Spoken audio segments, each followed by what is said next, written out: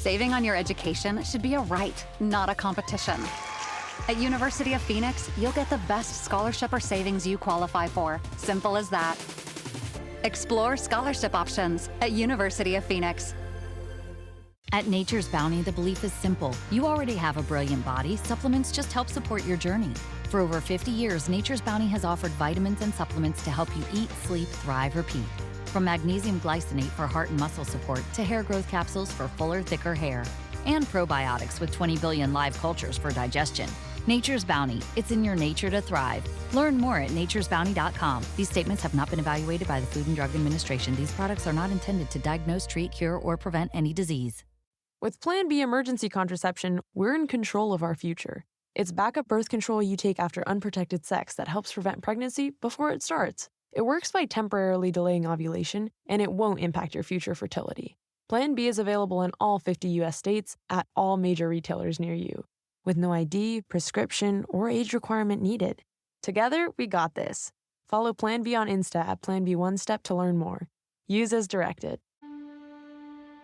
If something in your relationship feels off, but you can't explain why. If you've spent years trying harder in the relationship, and yet it just keeps hurting, this space is for you. Welcome to the Covert Narcissism Podcast.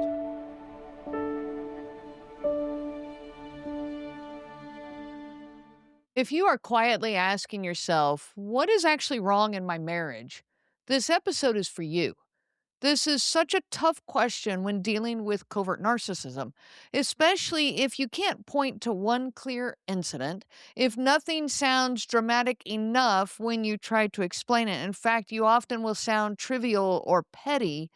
If you feel confused, unsettled, or unsure why ordinary moments seem to carry so much emotional weight. This journey is not about diagnosing your partner. It's about building a language that gives you the words to talk about what's going on. It isn't even about the specific words covert narcissism. It's about the confusion, the lack of safety to express your own thoughts and feelings, the inability to work through things, and the self-doubt that all of this brings. This episode is about confusion, the kind that builds when normal interactions don't behave normally. Now, here's what that can look like. You notice that maybe the trash has not been taken out, and you mention it calmly. This trash can is getting full. Not angrily, not accusatory, not even with the desire that they do anything about it. It's just a passing comment. Yet, you get a reaction. Within minutes, the conversation has shifted, and you're no longer even talking about the trash. You're now clarifying your tone, explaining that you weren't criticizing them, that this comment wasn't about them. You're now reassuring them that you're not trying to start a fight. And later, you find yourself replaying this exchange, wondering how did such a, typical comment about a practical household task turn into this emotional fallout. Nothing big happened. Maybe there was no yelling, no obvious cruelty, but you certainly walked away feeling off, maybe tight and disoriented, like somehow you stepped onto a silent landmine and you have no idea how. That's the confusion we're talking about here. And on this journey together, we're going to slow these moments down. Not to judge them, not to label them, but to understand why they leave you questioning yourself. Now, whether you have read all the books, listened to all the podcasts, watched all the videos, gotten your own PhD in narcissism, or if you're just beginning to sense that something hasn't been adding up and maybe you don't have the language for it yet, this space and this journey is for you. And if you're further along on this journey, you already know something actually very important. Understanding covert narcissism doesn't arrive in a straight line. Even with insight, you can still be hit with waves of emotion. Emotional flashbacks, memories, rumination, regret, guilt, even a sudden heaviness, a sense of dread that just seems to come out of nowhere. Knowing more information about covert narcissism doesn't automatically quiet your nervous system. And it doesn't mean that you're doing anything wrong when those waves show up. That's why this journey isn't about collecting more information. It's about organizing what you already know into a steady, usable path. One that helps make sense out of your reactions, one that brings order to the overwhelm, and one that supports your system, not just your intellect. Now, if you're just getting started on this journey, you're not behind. You don't need to understand all the terminology. You don't need to have all the clarity and answers yet. You don't even need to know where this is going. Many people begin this journey not with certainty, but just with a quiet sense that something hasn't been right and a growing exhaustion from trying to explain it or trying to fix it. This is a place to start just untangling that confusion, to learn the language at a pace that doesn't flood your system, to understand what you're feeling without being pushed toward conclusions that maybe you're not ready for yet. This journey is about meeting you exactly where you are and walking forward at a pace that your nervous system can tolerate, one layer of understanding at a time. So, wherever you're starting from, you belong right here. Now, before we continue, I just want to let you know that I have 2 brand new coaching groups starting in the middle of January 2026. One is focused on the topic of divorcing a covert narcissist, and the other is focused on the topic of parenting with a covert narcissist. Don't miss these. Get more information by visiting my website at covertnarcissism.com. Now, if you've been listening to my podcast for some time, I want you to think back to before you learned about covert narcissism, before you had a language for it, before the patterns made sense, when all you knew was that something was off, but you couldn't explain why. You may have called it communication problems, stress, a rough season. You might have even called it your own anxiety, because without a framework, confusion tends to turn inward. When I think back through the 21 years of my own marriage, I don't replay one big obvious moment. No, I replay hundreds of small ones. Moments that on their own seem harmless. Moments that don't sound alarming when I try to explain them out loud. In fact, like I said, they sound petty and trivial. Moments that at the time even felt like normal marriage friction until they started to pile up and I came to the realization that they never actually got resolved. I remember asking one night what he wanted for dinner. That's it. That's just a simple question. And somehow within minutes, I was suddenly explaining myself, clarifying my tone, backtracking what I had said, trying to figure out what I'd said that was so wrong. We weren't talking about food anymore. We're talking now about me, how I ask questions, about how I make things difficult, about how he can never do anything right by me. And I walked away thinking, how did we get here from chicken or pasta? I remember simple drives to the store. No conflict when we got in the car. Everything seemed fine, no argument beforehand. But by the time we pulled into the parking lot, he was angry. He was angry at the traffic, at the drivers, at the lights, at the world, and even at me. And somehow I was the one absorbing it all. My body was tight, my shoulder was up. I was quiet, trying not to make it worse, wondering, should I say something supportive? Should I stay silent? Knowing that either option could easily backfire. So I would leave the car already emotionally drained without really being able to explain why. I remember game nights with the kids. Monopoly on the dining room table.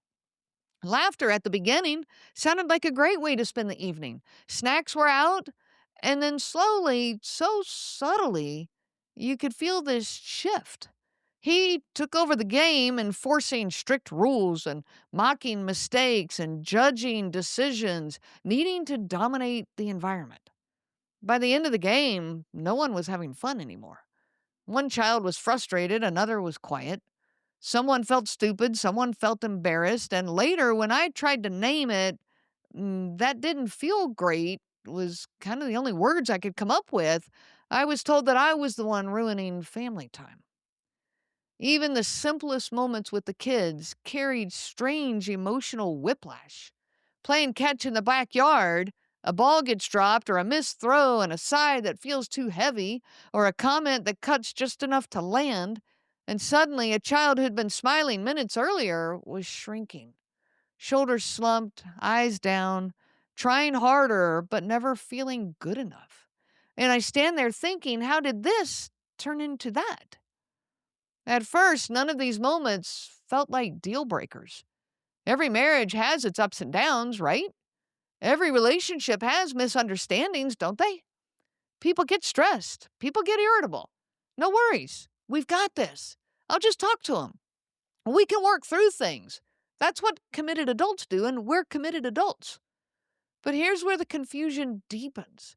What started as small, everyday misunderstandings never stayed small. A simple attempt at repair never worked. Like talking to him after the family game of Monopoly somehow went sideways fast.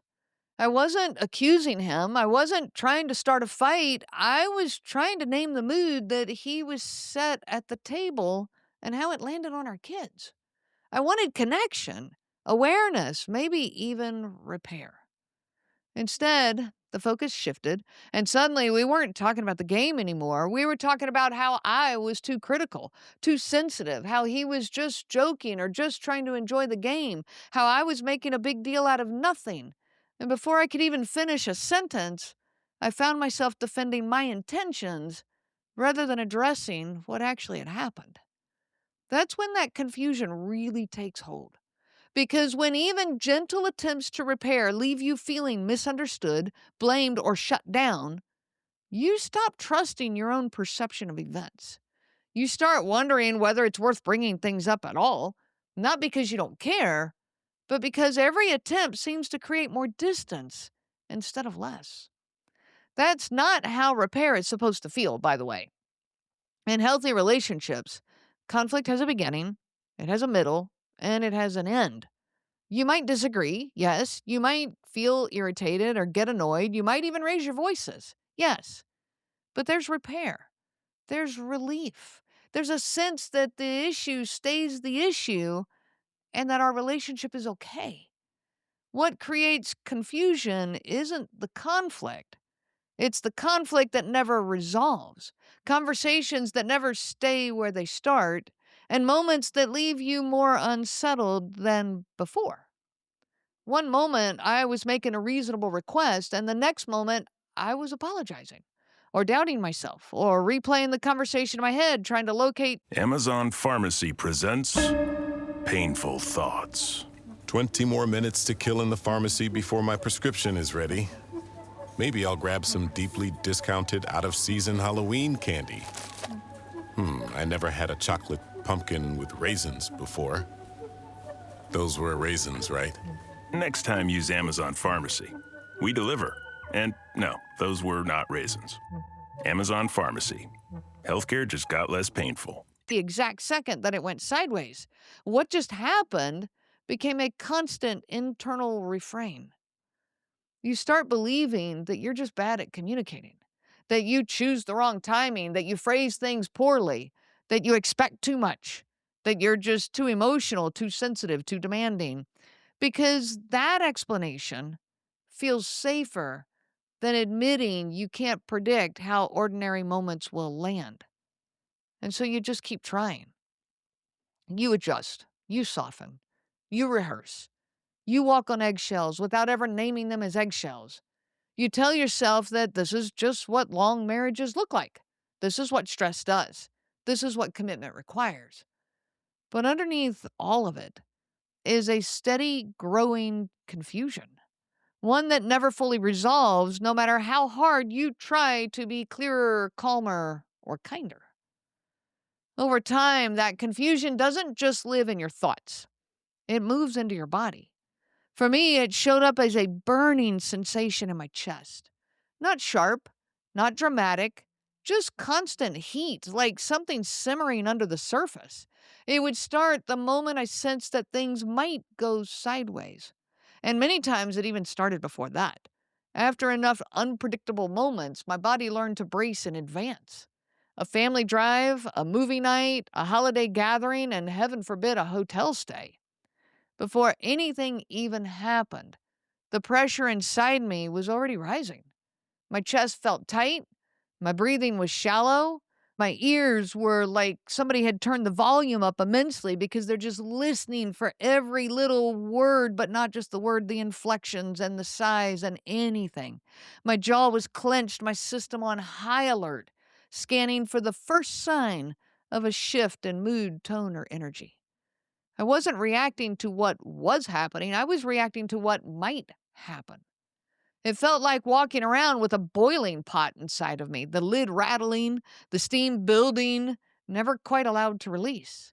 I was always preparing, always managing, always trying to stay one step ahead of something I couldn't fully predict. And the hardest part to explain was this: nothing had to go wrong for my body to feel this way. The past had already taught me what to watch out for and how bad it could end up being. So the tension came simply from anticipation, from memory, from patterns, from knowing what started neutral could turn sour without warning. My nervous system had learned that ordinary moments weren't actually neutral. They were unstable. So I stayed alert, careful, and always ready. And when you live like that long enough, you stop asking what's happening around you, and you actually start assuming that the problem is happening inside you. This confusion quietly turns inward.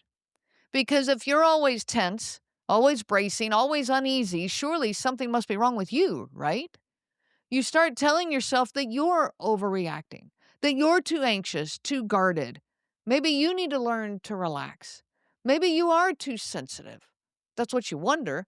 You wonder why other people seem to be enjoying simple things like family time and shared experiences, even the weekends, while your body feels like it's preparing for impact. You start asking yourself, why am I already stressed when nothing has happened? Why can't I just relax? Why does this feel so hard for me? What is wrong with me that I can't get this right? And when moments do go sideways, as they often do, you don't think that interaction was destabilizing. You think, I handled that wrong. You replay conversations endlessly, not to understand the dynamic, but to audit yourself. Your tone, your timing, your facial expressions, your word choice. You mentally rewrite what you should have said, how you should have said it, and how you could have prevented the outcome. Self-doubt settles in as this kind of false explanation for what's going on. It gives your mind something concrete to hold on to if you can blame yourself. Because believing that you are the problem feels more controllable than admitting that you're living inside something that's unpredictable and even abusive. If it's you, then you can fix it. You can try harder, be calmer, say less, say more, need less, adjust more. So you keep shrinking yourself in these small, quiet ways, hoping that if you just become fill in the blank, easier, lighter, quieter, more agreeable, then the confusion will finally stop. The problem is it doesn't. That's because the confusion was never coming from a lack of effort, communication, or even goodwill on your part. And that realization, when it comes, hits hard and deep. As this realization hits, the next step is trying to name what is actually wrong here. This is where so many people get stuck because you know something is wrong, but you can't name what it is.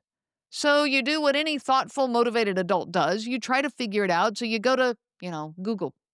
And then you just sit there for a second, staring at the search bar thinking, well, how do I Google this? I mean, what am I going to type? Why does my husband not want to take the trash out? Because that's what it looks like on the surface. On the outside, it looks like the trash, the dishes, the Monopoly game, the tone, the timing, a look, a sigh, a comment that somehow lands heavier than it should. How am I supposed to type all of this into Google to get an answer? And the thought of trying to talk to someone about this? You gotta be kidding me. That feels totally impossible. Talk to them about what exactly? Because what you're living inside does not have a neat name. There's no single incident you can point to, no obvious crisis, just a long trail of moments that don't make sense and never quite resolve.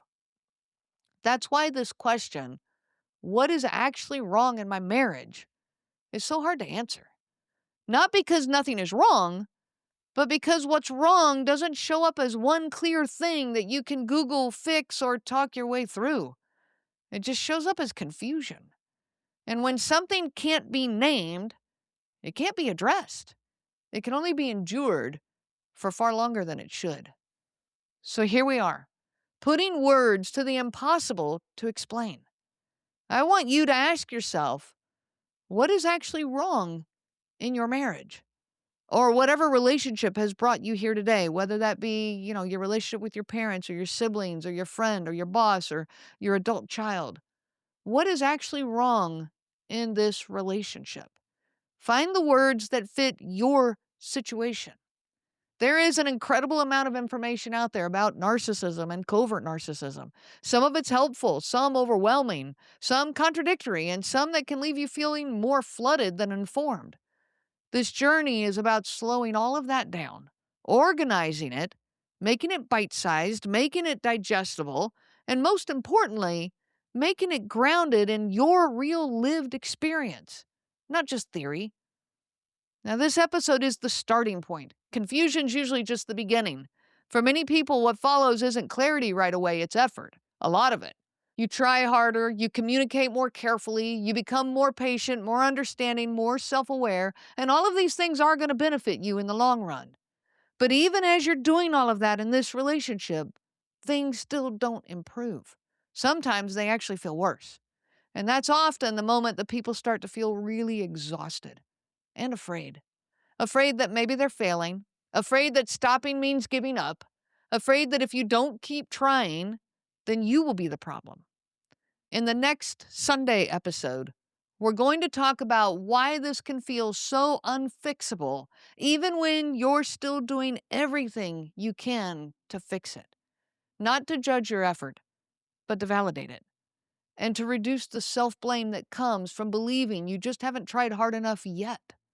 You are not failing because this feels unfixable, and you're not too weak for being tired. If this episode helped you feel even a little more oriented, the next one will help you understand why your effort hasn't brought relief yet, and why that matters. Until next time, I wish you so much peace on your journey of healing. If there were ever an audience that I wish did not have to exist, it would be this one. Because of what it means you've lived through. I'm truly sorry that you understand this so deeply. And I'm really glad that you're here. May this be a place of safety, clarity, and peace. You are not alone anymore, and you don't have to figure this out by yourself. If this episode resonated with you, please subscribe so you don't miss future conversations. And if you'd like to learn more about the support, resources, or coaching that is available for you, you can visit covertnarcissism.com. While I hate it for everyone who understands what I am talking about, I'm really glad that you're here, and I wish you so much peace on your journey of healing.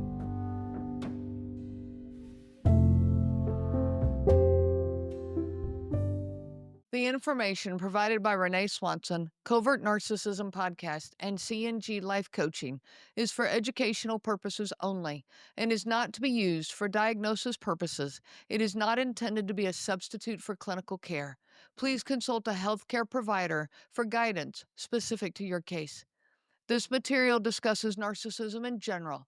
Renee shares stories from her personal experience as well as from those that she has worked with for several years.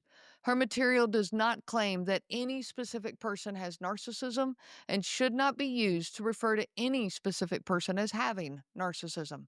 Permission is not granted to link to or repost this material to support an allegation or support a claim that any specific person is a narcissist. That would be an unauthorized misuse of the material and the information provided. Thank you. If you like the show, please take a moment to rate, review, and subscribe. It really does help the show to grow. Thank you for listening.